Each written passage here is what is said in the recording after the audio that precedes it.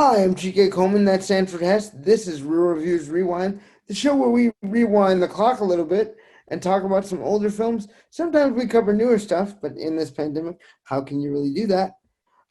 This is, again, our home edition version of Real Reviews.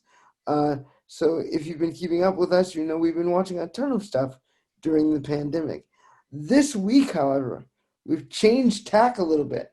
We are covering something old that has become new again, and we're also doing an newer classic that has come into being recently. The first film we're going to talk about is one that I had a fondness for as a child, or at least the beginning of the film series. This is the third entry in that series, Bill and Ted Face the Music, starring Keanu Reeves, Alex Winter, um, William Sadler, who some may know from the TV show Roswell as the sheriff, but as people of the 90s know him better as Death. Um, Lots of different people. Kristen Shaw. There's also Beck Bennett from Saturday Night Live was in it. Beck Bennett. There's, gosh, A cast of thousands. yeah, a cast of a lot of different people, old and new. The premise being that Bill and Ted, after their bogus journey, still have not made the song that saves the world. They later find out instead of saving the world, they now need to save the entire universe as they know it by writing the song. And while they're good musicians, based on what happened at the end of Bill and Ted's Bogus Journey, spoiler alert, where they spent 16 months speed learning music, uh, they still have not figured out the right song to unite the universe. And they go on a quest to do so by stealing it from their older selves. Their daughters, meanwhile, to help their dads succeed in their quest, who are named Billy and Theodora, conveniently do a time traveling trip of their own to find great musicians to be in their dad's famous Wildstein's band. Um, and hijinks ensue from there. There are also the princesses that are still present within Bill and Ted's lives because, of course, they love them.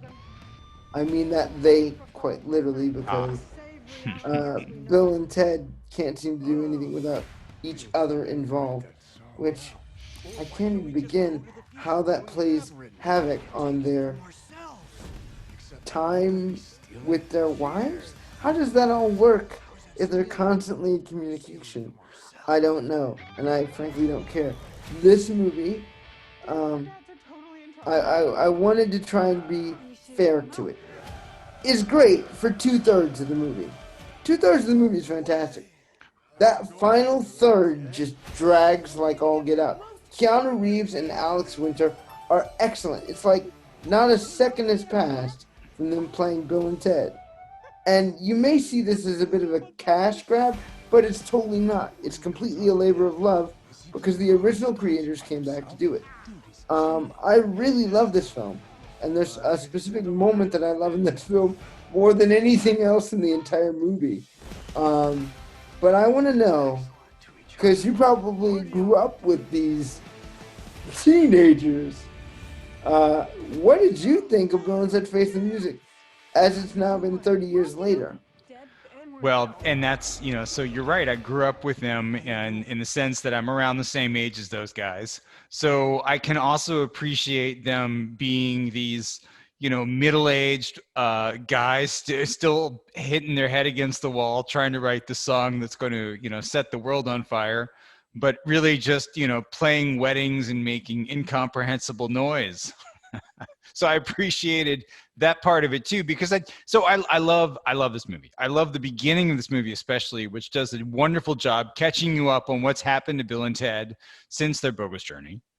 And I think really set up that first scene incredibly well. I mean, by the end of the first scene of this movie, you have a good sense of who they are as people right now at the time of the movie, right? I mean, they're trying, but they got nothing. Yeah. So yeah, I I really enjoy, so for me, that was really great, that the way that they've played with the characters, because you're right, the original creators came back, and I felt like they came up with a great script. And I would also kind of agree with you that the end of it kind of comes off the rails a little bit, but the end of the first one, although we did watch it recently, didn't come off the rails as bad, but still kind of got wacky. Yeah. I mean, they set these things up for a crazy ending. This one really kind of telegraphed it a little hard, but Yeah. at the same time, I mean, that's, these, you just got to accept these kind of movies as like a madcap farce anyway. And for that, it was awesome at that. Now, I do have a couple of specific complaints, but I mean, for the greatest part, I thought this was a great version of a Bill and Ted movie. And I think if the actresses that they had cast as Bill and Ted's daughters were worse than the actresses they did actually use, who are great and have amazing chemistry, then the movie would fall flat on its face. Because you're trying to look at a direct replica of what Bill and Ted were. And these two actresses, through some sheer twist of fate, managed to pull it off marvelously. Yeah, and I agree with you that I like that they balanced out. The movie is not just about Bill and Ted anymore. There are chunks of the movie where they're not in. And actually there was one thing that I felt like they probably left on the cutting room floor a little bit, was the time traveling that their wives did. Yeah. I think that there's like several scenes that were removed because I felt like they, as always, their wives, except for the couples therapy scene, which was great. But beyond that, their wives were just sort of there. And even though there was a whole subplot apparently about the wives being taken through time by their future selves, we never really learned about that. So I was kind of bummed out that they yeah, and I want to know what conclusion they drew about their actual husbands that made them go, nah, this is okay. Right. So there's probably an extended cut out there somewhere. Oh, please release that. So what was your favorite scene? Come on, we're dying to hear this. So I have a connection to this film and to the franchise as a whole. Amy Stock Poynton, I believe, is her name, who plays Missy in all three of the Bill and Ted movies, including the one in 2020, was my film teacher in college. And I expressed to her my deep admiration for Bill and Ted's Excellent Adventure, which of course she deeply appreciated because she found those movies fun. I always asked her about a third movie, and at the time when I was being taught by her, that just seemed like a pipe dream rather than a reality. And I asked her, do you feel like you're going to get asked back? And she's like, I just straight up don't know until they call. And to know that she was going to be in this movie, I was just itching, like, what are they going to have her do? What could it possibly be? It can't get any worse than what her character has always done. So, for those of you who don't know, Missy, in the first Bill and Ted movie, was the wife of Bill's father. Bill's dad.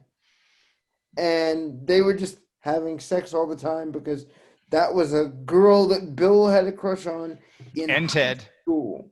And Ted, they both did. Right, we find out in this one that they both asked her to the prom as freshmen. And they both failed miserably. And their dad married the hot chick they liked. In the second movie, Missy marries Ted's dad and leaves Bill's dad. And you're thinking, well, that's a massive slap in the face to the dad.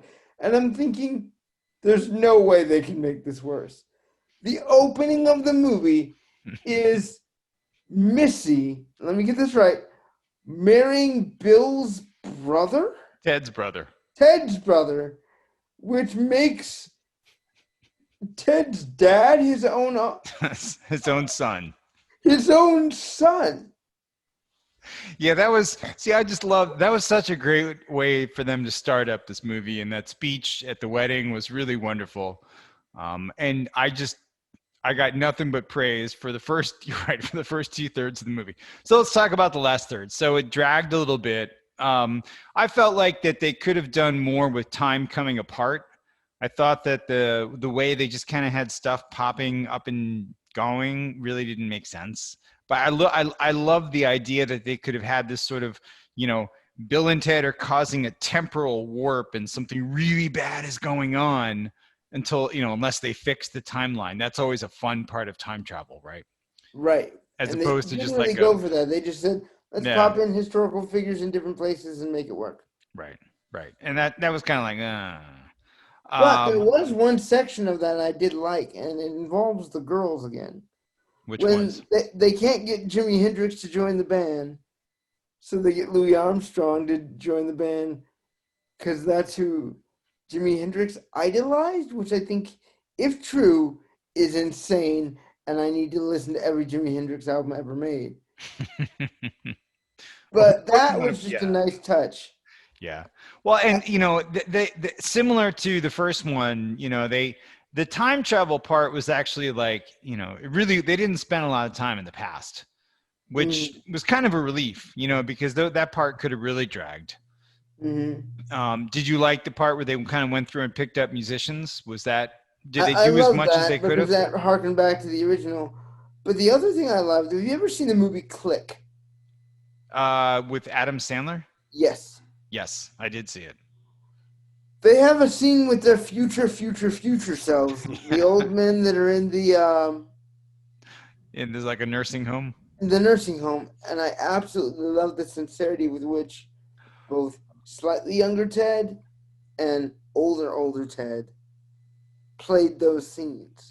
I agree. I thought that like actually rounded out Ted's character in a really nice way. The way, because you know, I also really enjoyed their interactions with all of their future selves, and Right. I love Ted's realization that, you know, older Ted's a dick, you know, Yeah. and then he actually internalized that. And you're right. There's that wonderful scene with their older selves. That was actually, you know, it to me it's sort of it made sense for the characters, and yet it really rounded out their characters a little bit because they actually connected to themselves. Right. So And understood their own failings and how they could be better. all right, well, speaking of understanding their film, well, actually, let's go to the classic question. Do you recommend it now? Okay, I paid $20 for this movie. Mm-hmm. My wife watched it with me, so that made me feel better. But would you pay 19.99 to watch Bill and Ted Face the Music? Any day of the week. Nice. Any Excellent. day of the week. Because the one other thing that I'll say, and I'll be a bit poignant about this, we're in a pandemic in 2020.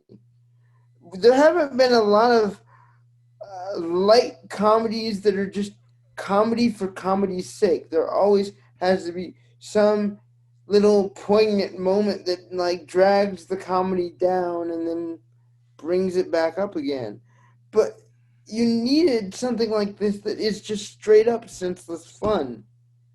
And that's what Bill and Ted Face the Music is. And I think this is something that everybody needs right now, I agree. given the times we live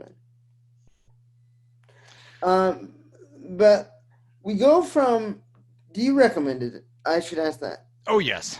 Yes. Oh, good. I'm glad your wife enjoyed it as well. Yeah, she did too. Yeah. Yeah. We both were we were laughing all the way through it. It was great. Oh, good. So now we go from two best friends to probably the relationship that needs the most counseling I've ever seen in The Phantom Thread. And I'll let you take the plot for this one. Ah. Well, we are introduced to, let's see, it's Russell Woodcock. Was that his name? Yes. Yeah. So Daniel Day-Lewis plays the lead character, and he is a dressmaker. And we learn that he has become a dressmaker because he sort of inherited the business or the trade from his mother, who's this huge figure in his life, even though she's been dead for a very long time. He lives in a large house with his sister, and the two of them, neither one is they're both single, and we're introduced to this sort of luxury lifestyle that he lives in, and he apparently is a very famous dressmaker. And I guess that, I liked some of the things, like they don't actually set it in a specific time. I sort of got the sense it was the late 60s, early 70s. Oh, I gathered 50s. Well, I was going by the cars and the use of the word chic. Um, so I, Oh. So anyway, I mean, but those aren't important points, because it's more about this character. It's this character. He has such a controlled life, and Daniel Day-Lewis plays him so wonderfully. He has this incredibly, set in his ways manner, and a lot of the early movie is him interacting with people, and you can get a sense of what is sort of, how he cannot suffer fools from anyone.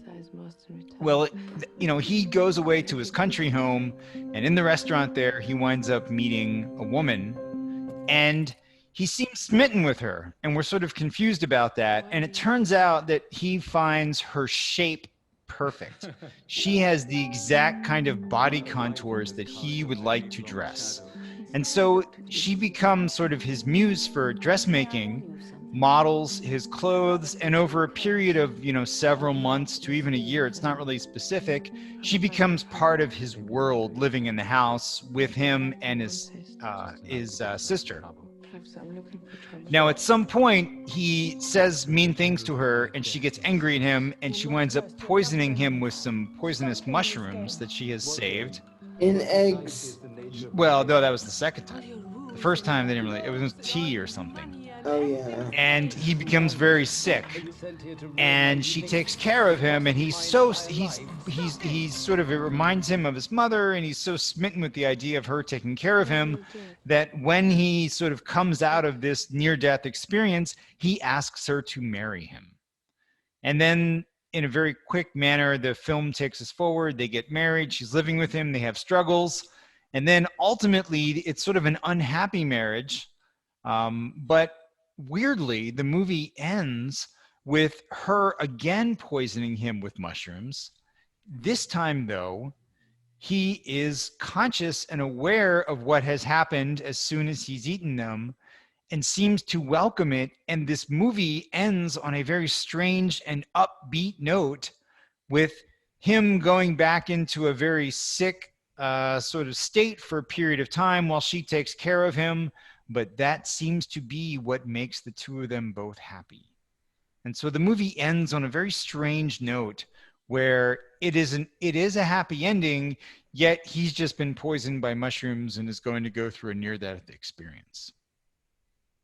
So the phantom thread, to me, really, though, it's not about the plot. I mean, this movie is about the acting and the cinematography and the style and everything else, and the plot seems like tacked on. What do you think, Chike? I'm going into main critical mode now. Okay, go for it. The plot is so specific about what it wants to do. It's a deliberate choice, the plot and the way it's structured. Because you go into Reynold Woodcock's life, you go into the visage of what it takes for him to be a successful dressmaker, and then you pull an outsider into that.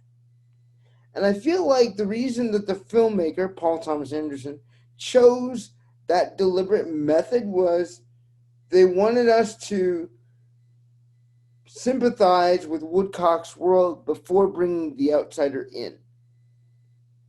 Because you saw what the man was able to create when given the time.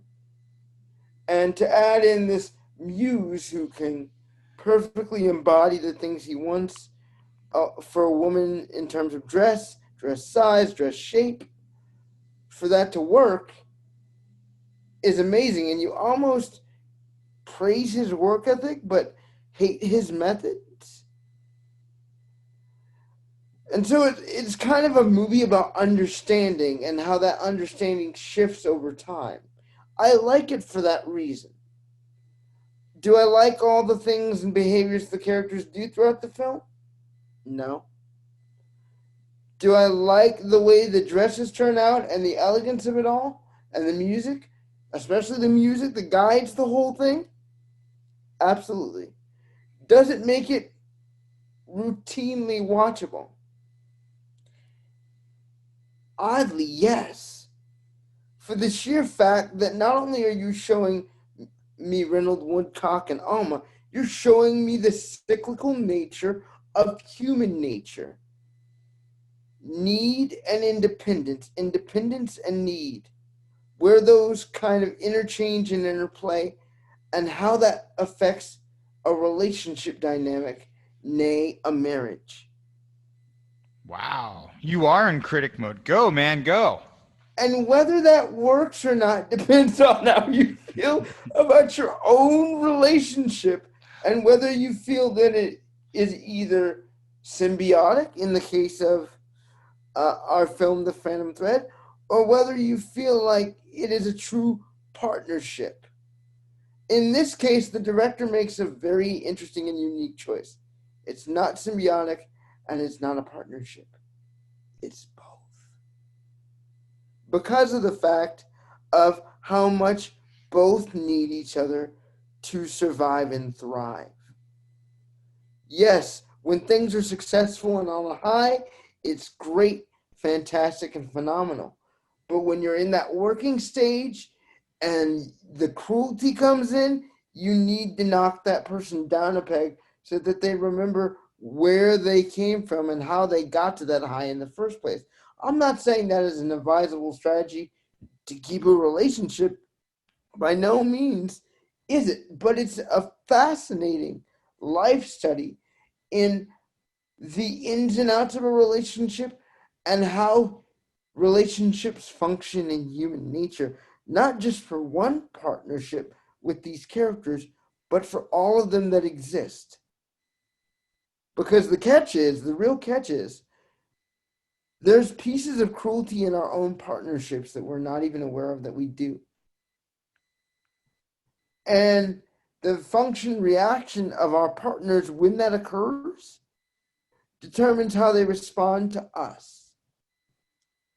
And this movie overall is a cinematic masterpiece, but it's also the best possible teaching moment for relationships that I can possibly think of. I love this movie for that reason. Sanford, what do you think? Wow, that's a lot to digest. I'm just going to tap onto one thing that you said, which one of the things I did like about this movie was that actually, you're right. It's about people coming to grips with relationships. One of the most interesting aspects to me was him and the way he behaved toward her sounds that she was making, like at breakfast. Early Yes. in the movie, they drive him crazy and he says mean things about it. Later in the movie, after they're married, there was an interesting scene where they're out in the Alps or on their honeymoon, I guess, and they're outside eating and she's making all these noises and you can see in his face this is where Daniel Day-Lewis is so amazing. And the pace of this movie allows this to happen. You can see across his face that he doesn't like it, but he's not going to say anything. Which to me embodies, my wife is in the next room, embodies what it's like to be married. Because, part of a deep and ongoing relationship is understanding that, the other person is who they are and you're choosing to be with them. You may not appreciate everything they do, but you accept who they are. And, so it does have a lot to say about relationships. And I really was pleased to see that being taken on because I felt like it wasn't just I didn't really understand why he was attracted to her. I understand why he had a near-death experience and felt like he had to afterwards, but that was one of the few moments where I actually understood, oh, I see, this character actually really does need her. And as you said, there's a sort of cycle of need and independence that was occurring, that they sort of get to a steady place by the end of it. Mm-hmm. So anyway, hey, I want to ask you a question, let me ask a wrap-up question on the Phantom Thread. So it was been out for a few years. Is this one where you feel like, you call this a new classic? Yeah, absolutely. It's Okay. a masterpiece. Now, during the last week, Chadwick Boseman died, Yes. and you posted a piece like literally the next morning after he died, a thought No, it was piece. same day. Same Same day. day. So I read your piece and I really appreciated it. And you felt like his belief in a greater, in a greater need was really inspiring. So I guess I'm questioning just, did you have something like this already in mind? Because I mean, you didn't know he was going to be dying, did you? No, I did not. Right. Uh, So how did this come out so fast? How did you pour it out? it took 2 hours of my life. I read it. I read the news of his death. For those who don't know, Chadwick Boseman, the star of Black Panther, died of stage 4 colon cancer, and had been dealing with stage 3, going into stage 4 for the last 4 years. That means when you saw him in Black Panther, when you saw him in uh, The police movie he was in recently, I yeah, forget. 21 Guns. Bridges? Um, when you saw him as the Supreme Court Justice, uh, in all those films, and the Five Bloods, the Spike Lee movie he was in, all those were when he had cancer. He was going through chemo, he was going through surgeries, and he was still producing the highest quality work I think any actor could produce, and doing everything else privately. How you can do that in mainstream Hollywood when you're considered an A-lister is beyond me. And first when I saw Chadwick Boseman, I saw him in 42, and I thought, well, that's great. He did Jackie Robinson, and that he was amazing in that. Then I saw him do James Brown and Get On Up, and I kind of got a little bit annoyed because I was like, why are you just taking on these historical figures? And then, he got Black Panther, and I'm like, now you're taking on a comic book historical figure. What is the purpose of this? And when he passed away, it just clicked immediately. The reason he was going after all these important figures in African American history, both comic book and real, actual people, is because he wanted to give us people to believe in.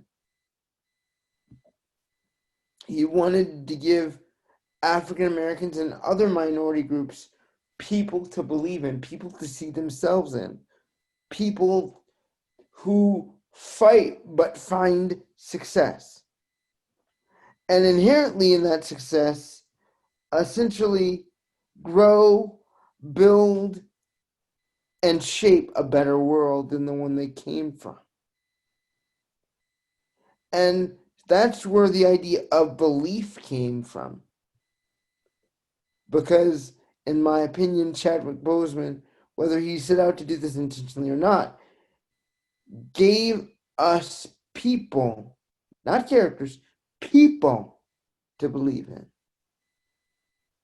And the most beautiful symmetry of it all is that at the end of his life, people realized they didn't believe in the people he portrayed. They believed in him.